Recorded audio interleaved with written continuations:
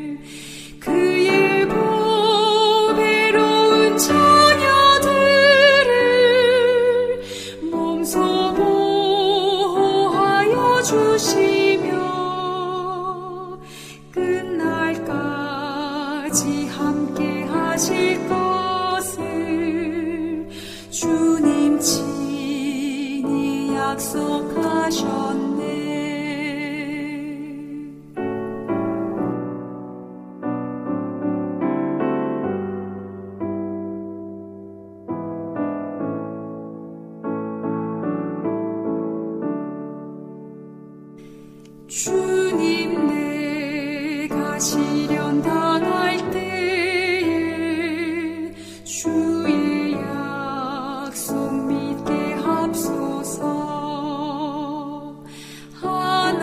하나님의 말씀 의지하여 위로 얻게 하여 줍소서. 주여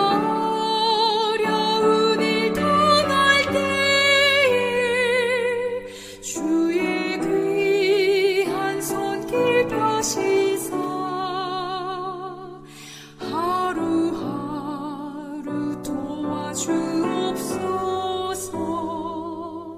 천국 문에 이를 때까지.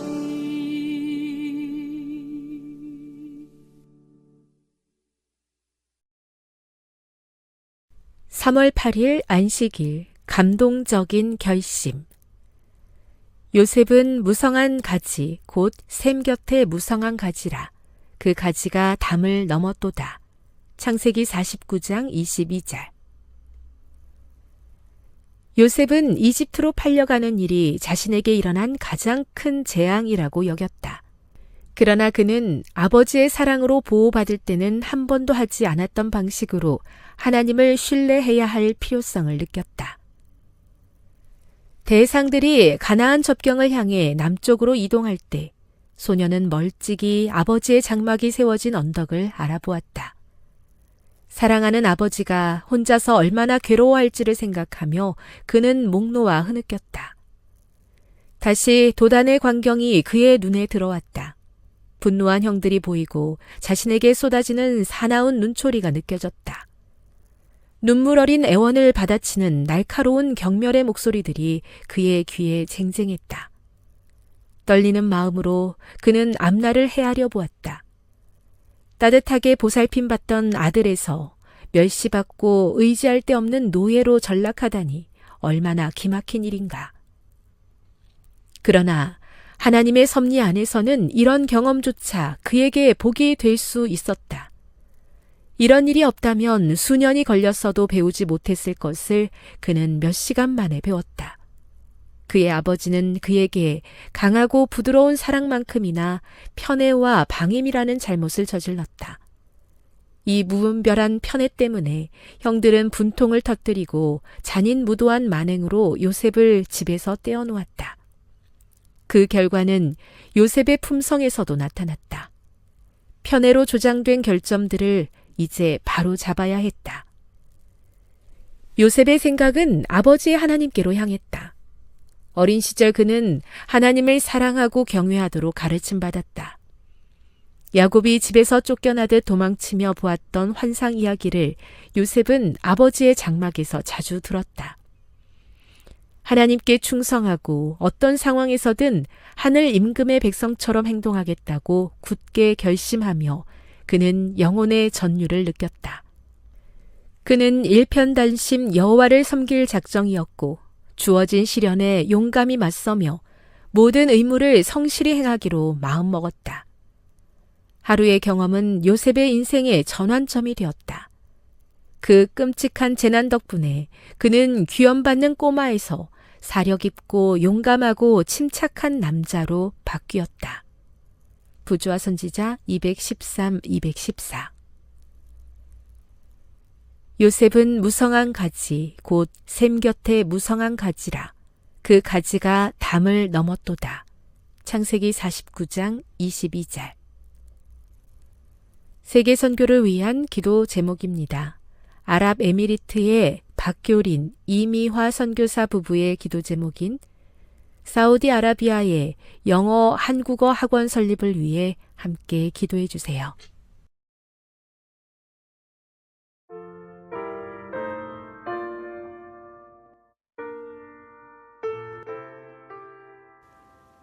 미국의 홀리데이인 호텔을 건축한 사람의 이름은 윌리스 존슨입니다.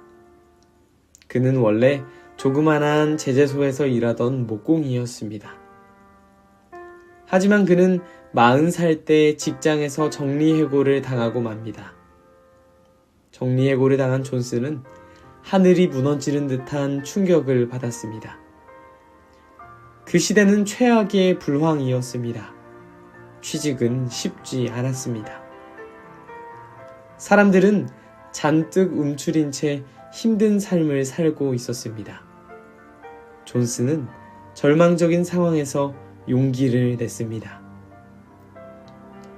정리해고를 당한 존슨은 용기 있게 건축 사업을 시작했습니다. 그런데 그의 재능이 활짝 꽃을 피웠습니다.